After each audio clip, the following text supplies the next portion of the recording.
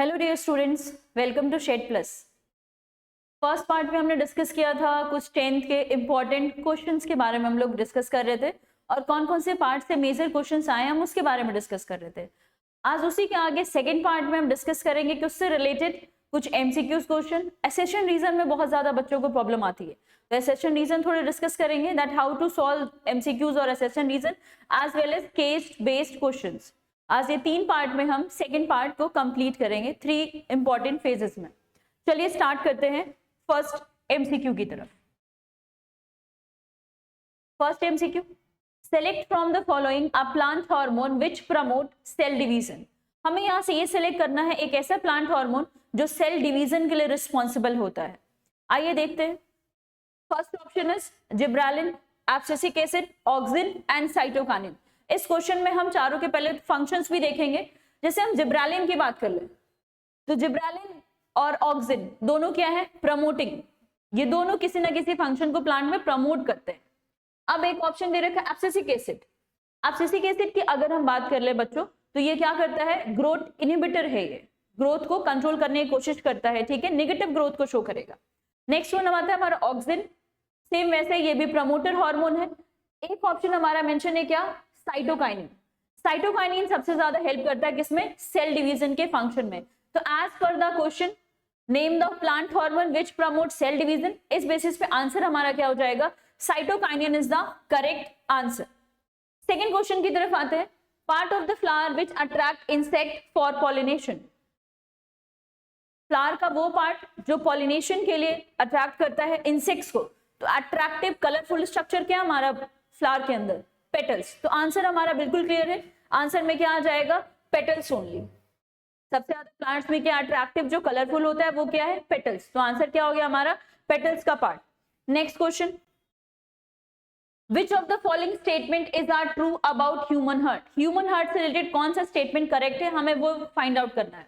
देखिए स्टेटमेंट्स क्या मेंशन है, right atrium receives oxygenated blood from lungs through pulmonary artery. Right atrium receives oxygenated blood. एक छोटा सा डायग्राम बना लेते हैं यहाँ पर सपोज करने के लिए।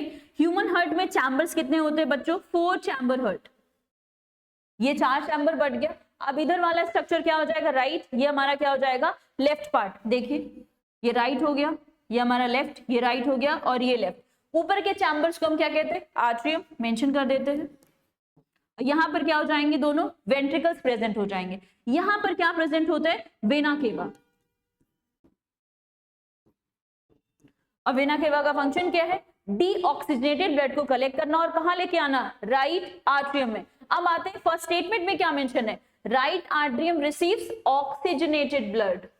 तो ये क्या हो गया, रॉन्ग स्टेटमेंट। राइट आर्टरियम के पास कैसा ब्लड आ रहा है, डीऑक्सीजनेटेड, जिसमें कार्बन डाइऑक्साइड इंप्योरिटीज का परसेंट क्या होगा, ज्यादा प्रेजेंट होता है। तो पहला स्टेटमेंट हमारा क्या हो गया, इनकरेक्ट। और हमें फाइंड क्या करना था, which of the following statement are true.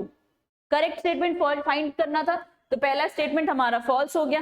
Second statement की तरफ आते हैं। Left atrium transfers oxygenated blood to left ventricle. Where is left atrium, left atrium, here is left atrium and here left ventricle which send it to the various part of the body। क्या लगता है ये आपको, statement correct या incorrect.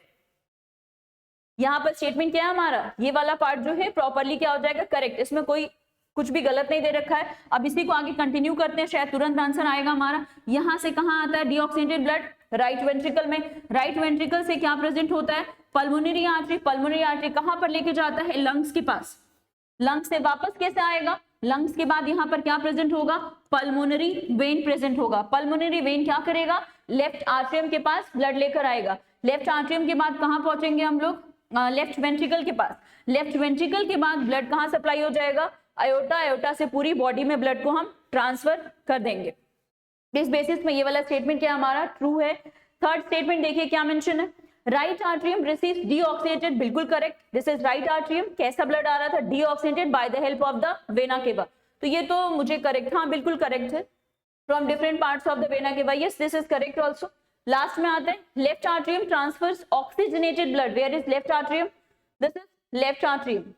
Oxygenated blood to the aorta, बिल्कुल नहीं। Left atrium blood कहाँ transfer करता है, पहले लेफ्ट वेंट्रिकल से। लेफ्ट वेंट्रिकल के बाद बच्चों कहाँ जाता है, ब्लड अयोटा के पास। तो आई थिंक इस बेसिस पे आंसर क्या होना चाहिए, जो फॉल्स होगा, हमारा फर्स्ट स्टेटमेंट फॉल्स है और हमारा कौन सा स्टेटमेंट, डी वाला स्टेटमेंट फॉल्स है। तो इस बेसिस में हमारा आंसर क्या करेक्ट हो जाएगा, बी या सी। इस बेसिस में first one is incorrect and D is also incorrect, means A and D are incorrect, means this one. ठीक है, which of the following statement are true about human heart, यहाँ पर पूछा गया था ट्रू स्टेटमेंट, तो अगर फॉल्स स्टेटमेंट पूछेंगे तो क्या मेंशन करेंगे, दिस वन। तो आंसर क्या हो जाएगा हमारा, सी इज करेक्ट। ये दोनों स्टेटमेंट क्या है, करेक्ट है। क्वेश्चन में करेक्ट पूछा है, अगर इनकरेक्ट पूछता तो हम क्या मेंशन करते, ये वाला पार्ट। ठीक है, नेक्स्ट क्वेश्चन की तरफ आते हैं। In an experiment to study independent inheritance of two separate traits, shape and color of the seed, the ratio of the different combination in F2 progeny would be। हमें पूछा क्या है, टू सेपरेट ट्रेट्स। टू अगर separate trait की बात करेंगे तो हम किसके यहां स्टडी कर लेंगे, dihybrid cross. Dihybrid cross में सभी को याद होगा ये रेशियो, बहुत सिंपल क्वेश्चन है, जहां पर हम फिनोटिपिक रेशियो क्या लिखते हैं, 9 3 3 1, दिस इज फिनोटिपिक रेशियो। तो बिना निकाले हम डायरेक्ट आंसर को टिक कर सकते हैं। आंसर हमारा क्या आ जाएगा, बिना कुछ सोचे समझे 9 3 3 1। क्यों, क्योंकि पहले ही हमें मिल गया, क्या पूछा गया है, दो सेपरेट। अगर हम मोनो हाइब्रिड की बात करते हैं तो रेशियो क्या लिखते हैं, 3:1। यहाँ पर क्या मेंशन है, टू सेपरेट ट्रेट्स। अगर टू ट्रेट्स की हम बात करेंगे तो आंसर क्या हो जाता है, 9 3 3 1। ठीक है, नेक्स्ट क्वेश्चन की तरफ आइए, question number 5। A food chain will be more advantageous in terms of energy if it has। Energy के फॉर्म में हम देखें तो ज्यादा एडवांटेज कौन से फूड चेन में मिलता है। तो यहाँ पर हम 10% लॉ को पढ़ते थे बेटा। 10% लॉ का मतलब क्या होता है, जितने अमाउंट ऑफ एनर्जी भी फॉर्म होगा उसका सिर्फ 10% ही एनर्जी दूसरे सेकेंड लेवल में ट्रांसफर होता है। तो सपोज दैट एक छोटा सा हम लोग फूड चेन बना लेते हैं समझने के लिए। जैसे हम बना लेते हैं फर्स्ट वन प्लांट, उसके बाद प्लांट को क्या, डियर को खिला देते हैं। डियर के बाद हम यहाँ पर लायन या टाइगर हम किसी को रख देते हैं। ठीक है, अब सपोज करते हैं कि प्लांट ने 100 जूल्स ऑफ एनर्जी फॉर्म किया। अगर प्लांट ने 100 जूल फॉर्म किया एनर्जी, तो 10% लॉ के बेसिस कितना एनर्जी ट्रांसफर होगा, ओनली 10% एनर्जी। तो आई थिंक 100 जूल का 10% कितना हो जाएगा, यहाँ पर 10 जूल ट्रांसफर होगा। और लॉइन के पास कितना चला जाएगा, सिर्फ 1% एनर्जी, सिर्फ यहाँ पर 1% एनर्जी ही पहुंचेगा। तो आप देखो एनर्जी धीरे धीरे क्या हो रहा है, रिड्यूस हो रहा है। तो जितना कम ट्रॉपिक लेवल होगा, जितने लिमिटेड फूड चेन में ऑर्गेनिजम्स प्रेजेंट होंगे, वो ज्यादा एडवांटेज होगा। क्योंकि अगर हम बड़ा फूड चेन रखेंगे तो एनर्जी धीरे धीरे जब एंड फूड चेन तक पहुंचेगा तो वहां 0 पॉइंट समथिंग के फॉर्म एनर्जी पहुंचेगा, जिसका एडवांटेज क्या है, कम है। जैसे तो इस केस में अगर हम देखें तो सबसे ज्यादा एडवांटेज किसमें है, सबसे कम ट्रॉपिक लेवल्स हमें कहां दिख रहे हैं, फर्स्ट ऑप्शन में 2 ट्रॉपिक लेवल्स। थर्ड में, सेकंड में क्या दिख रहे हैं, 3 trophic levels, 4 trophic level and 5 trophic level. ठीक है, इस वजह से यहाँ पर सबसे जो एडवांटेजियस फूड चेन हो जाएगा वो क्या हो जाएगा, 2 ट्रॉपिक लेवल। ठीक है, अब यहाँ पर देखो अगर हम डियर की बात करें तो सिर्फ 10% एनर्जी मिल रहा है, लेकिन अगर लॉइन के पास पहुंच जाए तो सिर्फ 1% एनर्जी ट्रांसफर है। और सपोज इसके बाद भी कोई ऑर्गेनिज्म हम रखते हैं तो वहां पर तो 0 पॉइंट समथिंग में एनर्जी ट्रांसफर होगा, जिसका एडवांटेज बहुत कम है, लिमिटेड एडवांटेज हमें बच्चों वहां मिलता है। नेक्स्ट क्वेश्चन देखिए, consider the following statement about the ozone. Ozone से रिलेटेड कुछ स्टेटमेंट मेंशन है, उसे हमें कंसिडर करना है। ओजोन इज, फाइंड आउट क्या करना है, करेक्ट स्टेटमेंट हमें फाइंड करना है। Ozone is poisonous gas. Ozone क्या है, पॉइजनस गैस है। Ozone shields the earth surface from the infrared radiation in the sun. क्या यहाँ पर इंफ्रारेड रेडिएशन मिलता है या फिर अल्ट्रावायलेट रेडिएशन। अब यहाँ पर थोड़ा सा डाउट आ रहा है, अंडरलाइन कर लेते हैं जहां डाउट आता है। कभी भी आप एमसीक्यूज, असर्शन, रीजन अगर फाइंड आउट करें, स्टेटमेंट को आपको प्रॉपरली रीड करना है। ठीक है, अगर हम प्रॉपर टाइप से स्टेटमेंट को रीड नहीं करेंगे, अगर आपको मीनिंग ही नहीं समझ में आ रही स्टेटमेंट की, तो आंसर आपका हमेशा गलत ही आएगा। ठीक है, थर्ड स्टेटमेंट क्या मेंशन है, ozone is the product of UV radiation acting on oxygen molecule. Last में क्या मेंशन है, at the lower level of the earth atmosphere ozone perform most essential functions. The correct statement था, हमें lower level, first one mention किया था, poisonous की बात कर रहे थे। सेकंड क्या मेंशन था, ओजोन, अल्ट्रावायलेट, इंफ्रा रेडिएशन। ठीक है, थर्ड में क्या मेंशन है, ozone is a product of UV radiation acting on the oxygen molecule. I think हमारा ये क्या होना चाहिए, करेक्ट इनकरेक्ट देखते हैं। ये तो हमें कंप्लीट कैसा दिख रहा है, इनकरेक्ट स्टेटमेंट, क्योंकि यहाँ पर इंफ्रारेड नहीं, क्या होना चाहिए, अल्ट्रावायलेट रेज की बात करेंगे। इसके बाद फर्स्ट वाला स्टेटमेंट पॉइजनस गैस बिल्कुल करेक्ट है, this is also correct, this is incorrect. Third वाला statement, ozone is the product of UV radiation acting on oxygen molecule, अगर हम इसकी बात करें तो क्या मेंशन करेंगे, this is also incorrect, ozone is the product of UV radiation, ऐसा कुछ नहीं होता है बेटा। लास्ट में क्या मेंशन है, at the lower level of the earth surface ozone perform most essential function, तो इस बेसिस पे हमारे करेक्ट स्टेटमेंट क्या क्या हो जाएंगे, ए इज करेक्ट, बिल्कुल सही। लोअर लेवल, यहां पर लोअर लेवल नहीं होना चाहिए, क्या होना चाहिए, अपर लेवल। और ये वाला स्टेटमेंट अल्ट्रावायलेट रेडिएशन, तो ये पार्ट हमारा करेक्ट है, क्योंकि हमने ये पार्ट क्या किया था, इनकरेक्ट, इंफ्रारेड। अब मैं यहाँ पर आपको देख रही थी आप क्या बताने वाले हो, देखो यहाँ पर इंफ्रारेड था और यहाँ पर क्या आ जाएगा, अल्ट्रावायलेट रेडिएशन। तो इस बेसिस पे हमारे पास करेक्ट स्टेटमेंट्स क्या क्या आ जाएंगे, first poisonous gases is correct and third one that is ultraviolet radiation. अगर यहाँ पर अपर लेवल आ जाता तो स्टेटमेंट क्या हो जाता, पूरा का पूरा करेक्ट हो जाता। इस केस में हमें फर्स्ट ऑप्शन और थर्ड ऑप्शन मिल गया, I think B is correct, ठीक है, बी ऑप्शन क्या हो जाएगा, कंप्लीट करेक्ट स्टेटमेंट। नेक्स्ट आइए, how do spores developed into Rhizopus, Rhizopus में स्पोर्स का फॉर्मेशन कैसे होता है, राइजोपस का डायग्राम देखिए, कुछ ऐसा स्ट्रक्चर हम लोग पढ़ते हैं यहाँ पर, समथिंग लाइक दिस, ठीक है, ऐसा कुछ स्ट्रक्चर प्रेजेंट होता है जिसे हम राइजोपस के नाम से जानते हैं। यहाँ पर क्या प्रेजेंट होते हैं, स्पोर्स प्रेजेंट होते हैं, ठीक है, दोनों में। अब ये इमैच्योर फॉर्म में, जैसे स्पोर्स मैच्योर होंगे तो क्या होगा, ये इलोंगेट होना स्टार्ट होगा, अब ये थोड़ा बड़ा होगा स्ट्रक्चर। एक टाइम ऐसा आएगा बेटा जब ये बर्स्ट हो जाएगा और सारे स्पोर्स क्या हो जाएंगे, सराउंडिंग में रिलीज हो जाएंगे। दोनों के स्ट्रक्चर में ऐसा ही होगा, बर्स्ट होने के बाद सराउंडिंग में रिलीज हो जाता है। अब पढ़ते हैं क्वेश्चन की तरफ, spores divide and grow into a new individual, I think this is correct, बिल्कुल सही है। स्पोर्स यहाँ आगे मैच्योर कर रहे हैं और स्पोर्स की हेल्प से ही नए ऑर्गेनिज्म का फॉर्मेशन हो जाता है। Spores combine with the other spores, ऐसा कुछ नहीं है, हमें पहला स्टेटमेंट करेक्ट मिल गया है तो आगे हमें पढ़ने की कोई खास नहीं है। नेक्स्ट आइए, in human males all the chromosomes are paired perfectly, okay, हमें पेयर्ड क्रोमोसोम्स पूछ रहा है, एग्जैक्टली वन, ह्यूमन मेल्स की बात कर रहा है, sorry not human beings, males only, ठीक है। These unpaired chromosomes are, हमें क्या फॉर्म फाइंड आउट करना है, अनपेयर्ड क्रोमोसोम्स फाइंड आउट करना है। तो देखिए पहले देखते हैं क्वेश्चन की तरफ, अब मेल और फीमेल के क्रोमोसोम हम लिख देते हैं, जैसे टोटल कितने पेयर्स हैं, 1 to 23, टोटल ह्यूमंस में कितने क्रोमोसोम, कंप्लीट ह्यूमन की बात करते हैं, फिर हम डिफरेंशिएट करेंगे बेटा मेल और फीमेल के केस में। 23 पेयर्स ऑफ क्रोमोसोम सभी ह्यूमंस में पाए जाते हैं, ठीक है। अब यहाँ पर मेल और फीमेल का केस स्टडी करते हैं, 1 से लेके 22 pair, they are exactly same in both males and females, they are known as what, autosomes, autosomes male और फीमेल दोनों में क्या होते हैं, सेम, और वो कहां से कहां होंगे, 1 से लेकर 22 तक, मींस 1 से 22 तक पेयर्स क्या होते हैं, सेम होते हैं। सिर्फ जो हमारे बॉडी का सेक्स डिटरमाइन करता है, means organism will be a male और it will be a female, तो ये किसके ऊपर डिपेंड करता है, only on the last chromosome, means 23rd chromosome is responsible for the organism is male और फीमेल। अब 23rd क्रोमोसोम देखिए, मेल्स के केस में बात कर लें तो क्या हो जाता है, X एंड Y, और फीमेल के केस में बात कर लें तो क्या हो जाता है, X एंड X। तो अब आता है क्वेश्चन, किसका पूछा था, मेल्स का। All the chromosomes are paired, ये बोल रहे हैं सारे क्रोमोसोम्स पेयर्ड हैं, तो हम तो पहले ही जानते हैं कि 1 से 22 तक क्या होते हैं, सेम, और मैं पहले बोल रही हूँ पेयर्ड में प्रेजेंट होते हैं, पूरे पेयर्स ही होते हैं।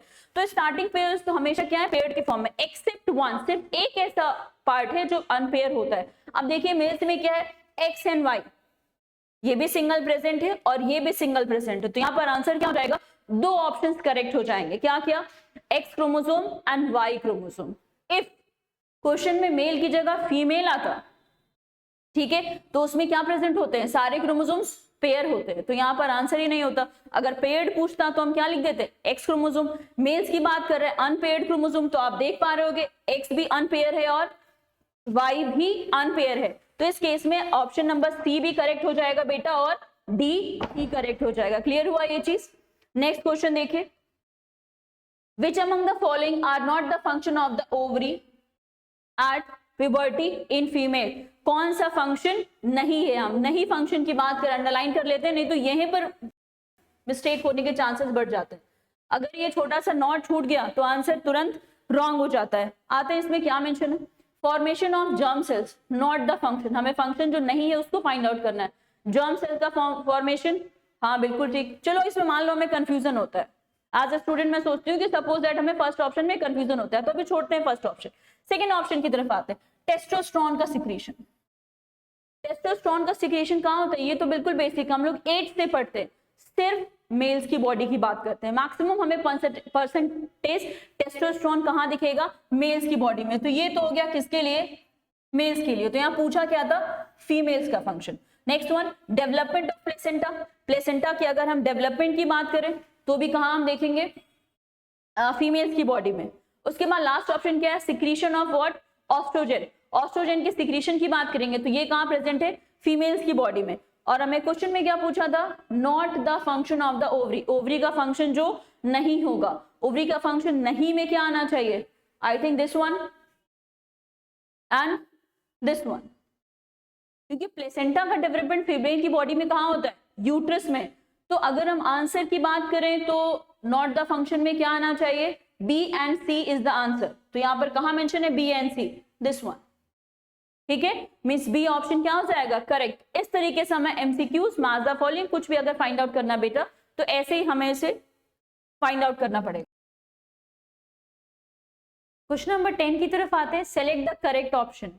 अब इस क्वेश्चन में हमें क्या फाइंड आउट करना है, करेक्ट ऑप्शन को फाइंड आउट करना है। देखते हैं करेक्ट ऑप्शन क्या है। देखिए select the correct option, correct option हमें फाइंड आउट करना है। It means liver, it stores the bile, बिल्कुल गलत है। लीवर क्या करता है, सिंथेसिस करता है, ठीक है। लीवर बाइल का सिंथेसिस करता है, ना कि स्टोर करता है। Small intestine maximum absorption of water occurs, water का मैक्सिमम एब्जॉर्प्शन, बिल्कुल गलत मेंशन है। मैक्सिमम एब्जॉर्प्शन नहीं, ये क्या करता है, डाइजेस्टेड फूड को एब्जॉर्प्शन जो यहाँ पर होगा वो फंक्शन होता है। मैक्सिमम एब्जॉर्प्शन ऑफ वाटर की बात करें तो कहाँ पर होता है, लार्ज इंटेस्टाइन में होता है। तो ये भी रॉन्ग हो गया, ये भी रॉन्ग हो गया। अब आते हैं third one, digestion of protein begins here, protein का डाइजेशन स्टार्ट होता है, बिल्कुल सही बात है, स्टमक में प्रोटीन का डाइजेशन स्टार्ट होता है। क्वेश्चन क्या था, करेक्ट ऑप्शन को फाइंड आउट करना था, तो I think third is the correct option. Fourth one भी एक बार रीड कर लेते हैं क्या है, large intestine absorption of digested food नहीं, यहाँ पर क्या होना चाहिए, maximum absorption of water occurs. तो ये अगर इसको हम ऐसे कर दें, अगर क्वेश्चन में ऐसे दिया होता तो ये क्या हो जाता, करेक्ट हो जाता, लेकिन यहाँ पर ऐसे नहीं मेंशन है, तो आंसर हमारा क्या हो जाएगा, option number C is correct. 11th question, offsprings formed by asexual, हमें ध्यान देना है एसेक्सुअल पूछ रहा है। एसेक्सुअल का मतलब भी क्या होता है, जहां पर सिंगल पेरेंट का इन्वॉल्वमेंट होगा और गैमेट का फॉर्मेशन नहीं होता है बेटा।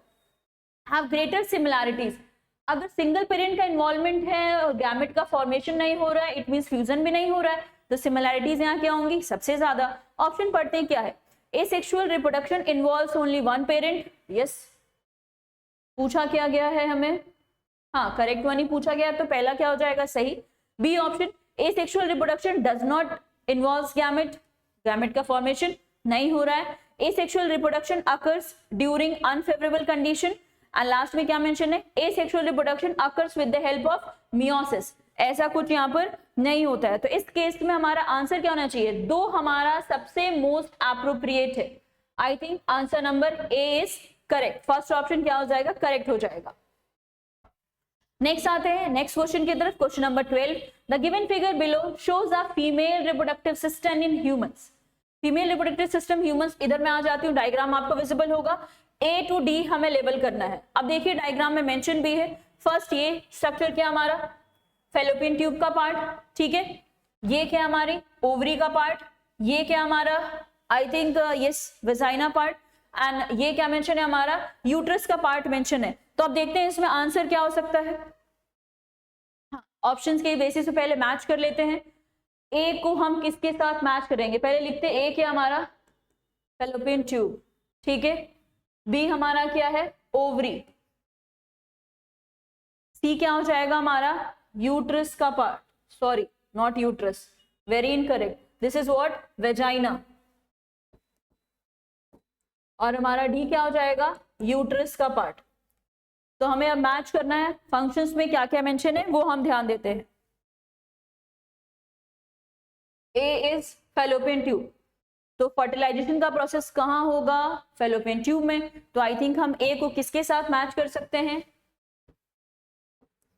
ठीक है, फर्टिलाइजेशन हो गया। B1 इज ओवरी, ओवरी का फंक्शन क्या हो सकता है? Produce ovum, site of implantation, blood and mucus. I think यहाँ पर क्या होना चाहिए? एक्स का प्रोडक्शन, तो यहाँ पर क्या हो जाएगा हमारा? बी, ये मैच हो गया।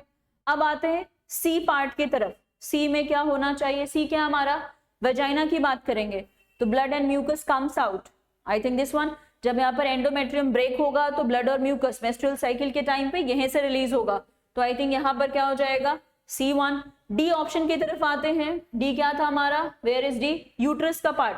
यूट्रस में क्या होगा? Implantation, this is D. अब मैच कर लेते हैं, क्या हो सकता है? ए को हमने किसके साथ मैच किया है? 1 के साथ, या ए को 2 के साथ, सॉरी ए को 2 के साथ मैच किया है, तो कहां कहां पर 2 मेंशन है? यहाँ भी 2 है, यहाँ भी 2 है, यहाँ भी 2 है। अब हम लोग क्या कर रहे थे? बी को हमने किसके साथ मैच किया है?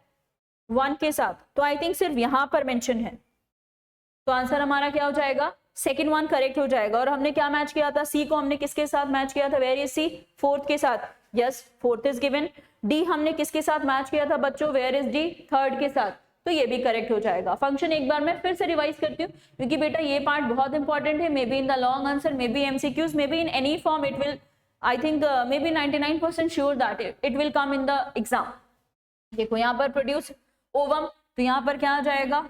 ओवरी का part. Site of fertilisation, site of fertilisation में हम क्या मेंशन कर सकते हैं? फैलोपियन ट्यूब, ठीक है। थर्ड ऑप्शन इम्प्लांटेशन, इम्प्लांटेशन की हम बात करेंगे तो क्या लिख सकते हैं? यूट्रस का plant. Blood and mucus comes out, यहाँ पर क्या मेंशन कर सकते हैं? वेजाइना। अभी एक बार पेपर में तो ये भी आया है कि ये पार्ट्स मेंशन थे, सिर्फ हमें नाम वहां लिखना था, तो ये भी हो सकता है मे बी नाम के फॉर्म में आ जाए या फिर एमसीक्यू के फॉर्म में। आई थिंक आपको क्लियर हो गया होगा। नेक्स्ट क्वेश्चन की तरफ आते हैं। Villi present on the internal wall of the intestine helps in. Villi जो प्रेजेंट होता है इंटरनल वॉल इंटेस्टाइन, जो उसका फंक्शन क्या होता है? विलाई कुछ ऐसे फिंगर लाइक स्ट्रक्चर्स होते हैं, ये धीरे धीरे इंक्रीज होता है। अब खुद देखो, पहले ये था, मुट्ठी ऐसे थी, अभी इसको हम जब ओपन करेंगे तो सरफेस एरिया क्या हो रहा है?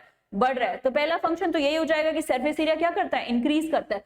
अगर सरफेस एरिया इंक्रीज करेगा तो वहां पर क्या होता है? विलाई का हमारे स्मॉल इंटेस्टाइन मेंशन है, यस इंटेस्टाइन मेंशन है। Emulsification of fat, breakdown of protein, digestion of carbohydrate, ये सब तो सबके लिए हमारे बॉडी में एंजाइम्स हैं। सिर्फ क्या होना चाहिए? Absorption of digested food. अगर सरफेस एरिया बढ़ जाएगा तो फूड क्या हो जाएगा? धीरे धीरे मूव करेगा। अगर वो स्लोली मूव करेगा तो मैक्सिमम से मैक्सिमम क्या हो जाएगा वहां पर? एब्जॉर्प्शन, ठीक है। नेक्स्ट क्वेश्चन की तरफ आते हैं। नेक्स्ट क्वेश्चन क्या है? 14th one, which of the following statement are incorrect. हमें इनकरेक्ट स्टेटमेंट फाइंड आउट करना है। All green plants and blue green algae are producers, बिल्कुल सही है। अगर ग्रीन प्लांट है तो क्या होगा? ऑटोट्रॉपिक। ऑटोट्रॉपिक का मतलब क्या होता है? Organisms able to make their own food, खुद से अपना फूड बना सकते हैं। They are not dependent on any other organism. Second one, green plants get their food from organic material, incorrect. Organic material तो नहीं होना चाहिए बेटा, क्योंकि हम जब फोटोसिंथेसिस का रिएक्शन लिखते हैं तो क्या मेंशन करते हैं? कुछ रिएक्शन इस तरीके से है, देखिए, carbon dioxide plus water in presence of sunlight and green pigment क्या होता है? क्लोरोफिल। प्रोडक्ट क्या बनेगा इस केस में हमारा? C6H12O6 प्लस ऑक्सीजन और वाटर मॉलिक्यूल्स भी रिलीज करते हैं। इसको हम बैलेंस भी कर सकते हैं, ठीक है। अब इस केस में देखें तो ऑर्गेनिक नहीं, ये सब क्या है? इनऑर्गेनिक। तो ये स्टेटमेंट हमारा क्या हो जाएगा? इनकरेक्ट पार्ट हो जाएगा। हाँ ठीक है, इनकरेक्ट ही पूछा गया। नेक्स्ट आते हैं, consumers prepare their own food from inorganic compounds. अब ये जस्ट अपोजिट दे रखा है, यहाँ पर क्या होना चाहिए? Organic compounds. Producers convert solar energy into chemical energy. Solar energy means light energy, उसको हम किस में कन्वर्ट करते हैं? केमिकल एनर्जी में हम लोग क्या करते हैं? कन्वर्ट कर लेते हैं। और हमारे क्वेश्चन में क्या मेंशन था? Incorrect statement. तो इस बेसिस में हमारा इनकरेक्ट स्टेटमेंट क्या हो जाना चाहिए? B is incorrect and C is incorrect. अगर ये करेक्ट होता तो यहाँ पर इनऑर्गेनिक होना चाहिए और यहाँ पर क्या होना चाहिए? ऑर्गेनिक। तो आंसर क्या हो जाएगा? दिस वन, ठीक है। ये हमारा आंसर इस तरीके से चेक करेंगे। नेक्स्ट आते हैं, सबसे important part, that is assertion reason, जहां पर मैक्सिमम से मैक्सिमम मिस्टेक होने के चांसेस ज्यादा है। अगर कॉन्सेप्ट आपका क्लियर नहीं होता है तो असर्शन रीजन के आंसर्स जल्दी करेक्ट नहीं होते, बट देखते हैं क्या है इन क्वेश्चंस में। Essential reason offsprings produced by asexual reproduction are genetically similar to the parents। अगर हम यहाँ पर asexual की बात करेंगे तो सिर्फ सिंगल ऑर्गेनिज्म का इन्वॉल्वमेंट होता है। अगर बच्चों सिंगल ऑर्गेनिज्म का इन्वॉल्वमेंट होगा तो यहाँ पर सिमिलैरिटीज कंफर्म 100% सिमिलैरिटीज होगी, तो जेनेटिकली और कैसे दिखेंगे हमें, सिमिलर दिखाई देंगे। तो यहाँ पर क्या मेंशन है, जेनेटिकली सिमिलर। तो आई थिंक ये स्टेटमेंट तो करेक्ट है हमारा। नेक्स्ट पढ़ते हैं, sexual reproduction involves a single parent. अब देखो दोनों स्टेटमेंट करेक्ट है, हमें ये तो समझ में आ गया कि दोनों स्टेटमेंट करेक्ट है, लेकिन यहाँ पर सबसे ज्यादा प्रॉब्लम आता कहाँ है। अब इसमें भी क्या मेंशन है, both A and R true, यहाँ भी ट्रू मेंशन है, यहाँ भी क्या मेंशन है, यहाँ भी ट्रू है। ये तो चलो दोनों हटा देते हैं, यहाँ पर कंफ्यूजन नहीं आता है। अब यहाँ पर दे रखा है R is the correct explanation of the first one, ये इसका एक्सप्लेनेशन करेक्ट दे रहा है, और यहाँ पर क्या है मेंशन है कि नहीं करेक्ट एक्सप्लेनेशन है। तो यहाँ पर हमें प्रॉब्लम आती है। अब देखो हम कैसे यहाँ पर फाइंड आउट करेंगे कि क्या होना चाहिए। यहाँ पर हमने क्या बात किया कि एसेक्सुअल में जेनेटिकली सिमिलर होंगे ऑर्गेनिजम्स। सेकंड में हमने क्या एक्सप्लेन कर दिया कि क्यों होंगे, क्योंकि वहां पर क्या इन्वॉल्वमेंट हो रहा है, सिंगल पेरेंट का इन्वॉल्वमेंट है। तो इस वजह से यहाँ पर हम क्या मेंशन करेंगे, option number A is correct, क्योंकि स्टेटमेंट भी करेक्ट है और एक्सप्लेनेशन पार्ट भी क्या है यहाँ पर करेक्ट है, क्योंकि हम यहाँ पर एसेक्सुअल को इन्होंने क्या कर दिया है, एक्सप्लेन कर दिया बेटा। इस वजह से यहाँ पर हम फर्स्ट ऑप्शन टिक करेंगे। अगर सपोज बी ऑप्शन हम कब टिक करते कि जब यहाँ पर ये सिंगल पेरेंट की जगह पर या फिर एसेक्सुअल को ना यहाँ पर क्या लिख देते, sexual reproduction involve two parents. तो स्टेटमेंट तो करेक्ट था, लेकिन हमने पहले स्टेटमेंट में क्या लिखा था, एसेक्सुअल, दूसरे में एक्सप्लेनेशन हम किसका दे रहे थे, सेक्सुअल का। तो यहाँ पर ऑप्शन नंबर सेकंड होता, लेकिन आंसर इसलिए हम फर्स्ट मेंशन कर रहे हैं क्योंकि यहाँ पर भी एसेक्सुअल है और आंसर में भी एक्सप्लेनेशन में क्या मेंशन है, एसेक्सुअल का ही डेफिनेशन मेंशन है। इस वजह से आंसर फर्स्ट होगा। आई थिंक आपको क्लियर हो रहा होगा। नेक्स्ट आते हैं क्वेश्चन नंबर 16 की तरफ। Fertilisation is a unique feature, yes बिल्कुल यूनिक फीचर है फ्लावरिंग प्लांट का। Fertilisation is followed by pollination, fertilisation is followed by pollination. इस केस में क्या है, this is very wrong. Fertilisation is followed by pollination, ये बिल्कुल ही गलत है। फर्टिलाइजेशन कैसे होता है, by the help of fusion of gametes, तो ये तो गलत है, यहाँ पर कुछ सोचना ही नहीं हमें। फर्स्ट ऑप्शन ट्रू है, सेकंड ऑप्शन हमारा फॉल्स हो रहा है। तो आई थिंक ऐसा आंसर कहां दे रखा है, A is true and R is false. Then क्या हो जाएगा बेटा, C answer is correct.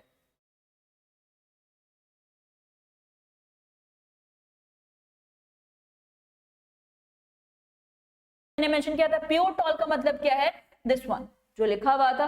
Pure dot का मतलब क्या होता है, जहां पर दोनों स्मॉल टी हैं। अब इसके बाद हम क्या करते हैं बच्चों, इनके गैमेट्स बनाते हैं। गैमेट्स देखो एक बार मैं बना के भी आपको दिखाती हूँ, जो मैंने लिखा था लाइक दिस। गैमेट्स बनाएंगे तो हम सिंगल लेटर्स को यूज करते हैं, कैपिटल टी और यहाँ पर small T. Gametes haploid structure. अब हम क्या कराते हैं, F1 जनरेशन के प्लांट्स को बनाते हैं। F1 जनरेशन के प्लांट को बनाने के लिए हम क्या करेंगे, इसको पॉलिनेट करा देंगे। तो यहाँ पर क्या बन जाएगा, capital T and small T. अब मैंने बताया था कि अगर हम रिसेसिव कैरेक्टर डोमिनेटिंग देखना चाहते हैं तो हमेशा वहां पर जो हमारा डोमिनेटिंग कैरेक्टर है जैसे कि टॉल, वो एब्सेंट होना चाहिए। बट हमें क्या दिख रहा है F1 जनरेशन में, कैपिटल टी भी प्रेजेंट है और स्मॉल टी भी प्रेजेंट है। तो यहाँ के सभी प्लांट्स कैसे होंगे, ऑलवेज टॉल इन नेचर। तो ये क्या हो जाएगा, फर्स्ट का आंसर क्या आ जाएगा, टॉल प्लांट। वही यहाँ मेंशन भी है, प्लांट हमें कैसे दिख रहे हैं, टॉल इन द नेचर। तो हमें फर्स्ट का आंसर मिल गया। देखिए फर्स्ट क्वेश्चन क्या था, what do the plant of the F1 generation looks like. तो यहाँ क्या मेंशन करेंगे, टॉल। अगर इनका जीनोटाइप पूछेगा तो क्या लिखेंगे, capital and small T. Second question ratio पूछा है, रेशियो निकाल लेते हैं। The ratio of the tall plant to the dwarf plant in the ratio will be, क्या आएगा रेशियो, वो देखिए। अब हमें क्या कराएंगे, इसको हम पहले गैमेट्स बना चुके तो उसके आगे का प्रोसेस देखिए क्या है। अब इसको जो हमारा ये प्लांट मिला था इसको हम क्या कराएंगे बेटा, सेल्फ पॉलिनेट। अब देखें यहाँ पर देख सॉरी, अब इसको सेल्फ पॉलिनेट करा रहे हैं। यहाँ पर आगे कैपिटल टी, यहाँ पर स्मॉल टी। अब इसको हम आपस में मल्टीप्लाई कराएंगे। देखो बेटा इधर देखते हैं कुछ ऐसे, capital T, small T, capital T and small T. ठीक है, वही हमने लिख लिया। यहाँ पर हम क्या करा देंगे, सेल्फ पॉलिनेट लाइक दिस। ये हम क्या फाइंड आउट कर रहे हैं, F2 जनरेशन के प्लांट्स को फाइंड आउट कर रहे हैं। देखिए क्या, अब इस कैपिटल टी को उठाते हैं और इन दोनों से क्रॉस कराएंगे, कैपिटल टी, यहाँ पर कैपिटल टी और स्मॉल टी। ये देखिए यहाँ पर स्मॉल टी है, कैपिटल टी, यहाँ पर भी आ जाएगा कैपिटल एंड स्मॉल। इसको इसके साथ कराएंगे तो दोनों क्या आ जाएगा, स्मॉल। अब देखो ये कंप्लीट क्या हो गया, दोनों कैपिटल है तो प्लांट कैसा होगा, ऑलवेज टॉल इन नेचर। ठीक है, यहाँ पर एक कैपिटल एक स्मॉल, यहाँ पर भी टॉल, यहाँ पर भी टॉल। बट एक प्लांट ऐसा है जिसके पास दोनों क्या प्रेजेंट है, small letters are present, that's why this is recessive in nature, it means this plant looks like dwarf plant. तो यहाँ पर रेशियो क्या आ गया, 3 tall plant and 1 dwarf plant. देखो वही मेंशन भी है, यस आंसर क्या आ गया, 3:1। ये हमारा रेशियो हो गया, 3 is tall and 1 is dwarf plant. अब आते हैं नेक्स्ट क्वेश्चन, क्या दिया था, state type of plant not found in the F1 generation. अच्छा F1 जनरेशन में कौन सा प्लांट नहीं मिलेगा, आप बताइए F1 जनरेशन में कौन सा प्लांट नहीं मिला, हमें टॉल मिला लेकिन डॉर्फ प्लांट नहीं मिला। देखिए क्या मेंशन है, dwarf pea plant are not found in the F1 generation but appeared in the F2 generation. क्यों, due to law of dominance and law of segregation. This observation indicates that both the trait of the elite like shortness and tallness are inherited in F2 generation, but only this is F2 generation, but only the tallness trait is expressed in the F1 generation because of a plant to be tall। क्योंकि tall था वहां पर, तो हमें सारे plant कैसे दिख रहे हैं, tall, क्योंकि tall क्या हो जाता है, dominating character, इस वजह से ये रीजन हमें वहां दिख रहा था। लास्ट क्वेश्चन की तरफ आते हैं, लास्ट क्या था, right the phenotype and genotype ratio of the plant in the F2 generation. Phenotype and genotype ratio लिखना था, ऑलरेडी हम फिनोटाइप रेशियो लिख चुके थे, क्या 3:1। अब जीनोटाइप रेशियो देखिए निकालते हैं, यहाँ पर दोनों टॉल है, क्या ऐसा कोई प्लांट दिख रहा है, नहीं, तो ये एक अलग बन गया। वापस से एक बार बना देती हूँ क्लियर पेज पर, देखिए वही सेम चीज बनाएंगे। हम फिनोटाइप निकाल चुके थे, फिनोटाइप कितना आ रहा था, 3:1। अब हमें क्या निकालना है, जीनोटाइप निकालना है। तो कैसे, यहाँ पर कैपिटल स्मॉल बेटा मेंशन था, ये ऐसे बन जाएगा, यहाँ पर अगेन वही सेम चीज बना रही हूं। अब ध्यान दो, ये क्या है, दोनों ही कैपिटल है, क्या ऐसा और कोई जीनोटाइप दिख रहा है, नहीं दिख रहा है। तो एक प्लांट कैसा हो गया, कंप्लीट टॉल दिख रहा है। अब ये देखो दोनों सिमिलर है तो टॉल, लेकिन दोनों ही सिमिलर, तो ऐसा कोई जीन नहीं दिख रहा है, तो ये क्या हो जाएगा 2। और एक कैसा है, कंप्लीट रिसेसिव, ऐसा कुछ, देखो वही मेंशन है, capital D capital D capital D small T, क्या था capital D small T, last में क्या मेंशन है, स्मॉल टी स्मॉल टी। तो हमारा जीनोटाइप क्या आ जाएगा, 1, 2 एंड 1। ठीक है, ये क्वेश्चंस हमारे मैक्सिमम मैंने डिस्कस कर दिए, जहां से चाहे क्वेश्चन आंसर्स की बात करें, स्टेशन रीजन, केस बेस्ड या फिर MCQs टाइप, मैक्सिमम पोर्शन बहुत इंपॉर्टेंट टॉपिक्स है, प्लीज इसको देखिएगा। अगर आपको लगता है कि इससे ज्यादा इसके अलावा नीड है कोई और टॉपिक डिस्कशन की, तो प्लीज आप मैसेज कर सकते हैं कमेंट बॉक्स में। Thank you everyone.